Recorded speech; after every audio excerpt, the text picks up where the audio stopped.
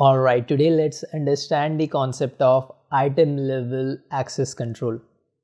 Imagine your workspace is a library and each report dataset or notebook is a book with its own lock. Item level access control lets you decide who can read, edit, or share each book regardless of their overall library access. So even if someone has access to the library, they can't open a specific book unless you give them permissions.